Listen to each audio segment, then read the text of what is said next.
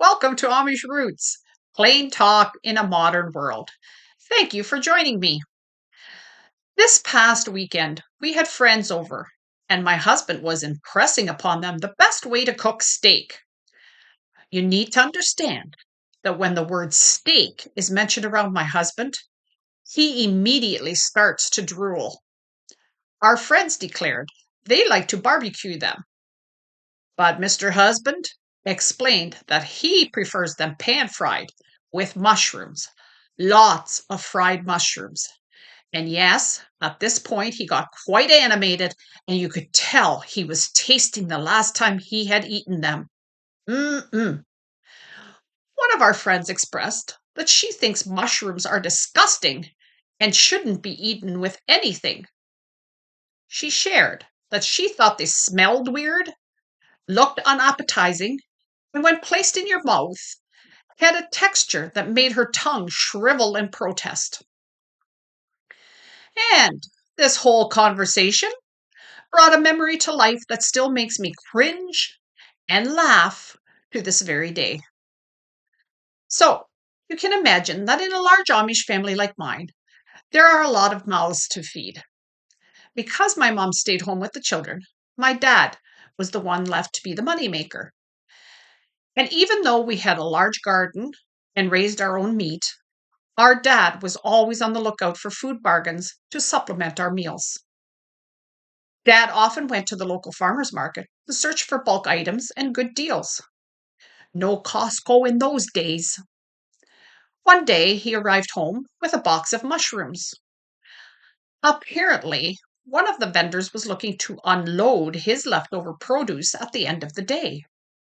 My dad, being the cost conscious man that he was, saw an opportunity to make a deal.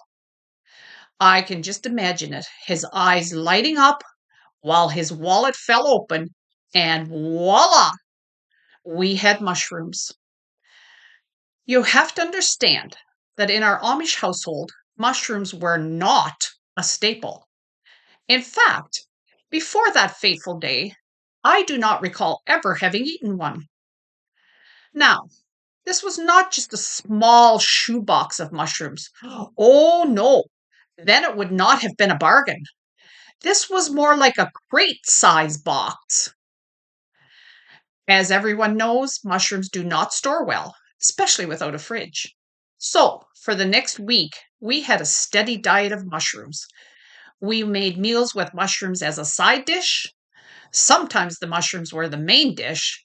And since none of us had ever cooked them before, we went on the recommendation of the vendor who had told my dad that mushrooms are delicious fried. No matter what we cooked for meals, we had mushrooms with it. The only meal that was mushroom free that entire week was breakfast, much to my delight. Probably the reason it was not served at breakfast was because up to that point, no one knew how to make omelets.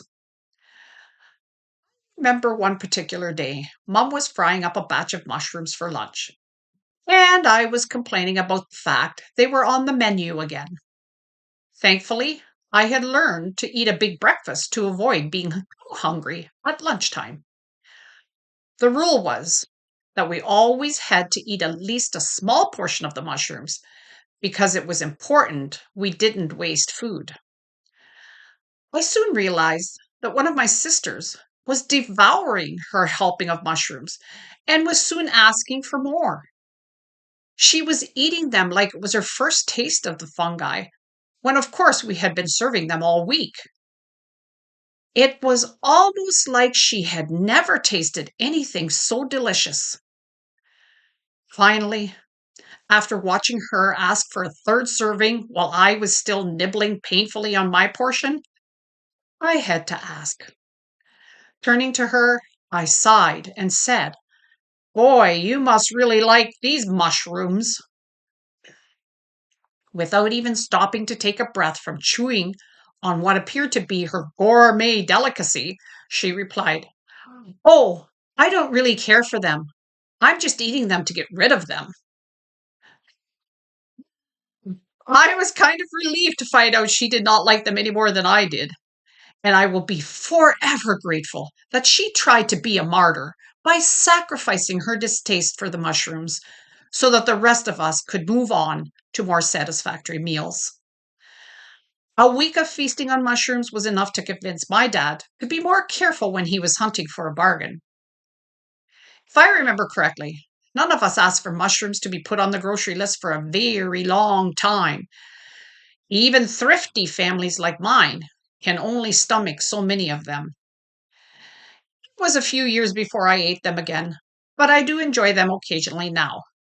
However, I only buy them in small quantities and usually buy them at regular price. I firmly believe that mushrooms should never be purchased in bulk, even if it is a bargain. Mach's gut, and see you next time on Amish Roots.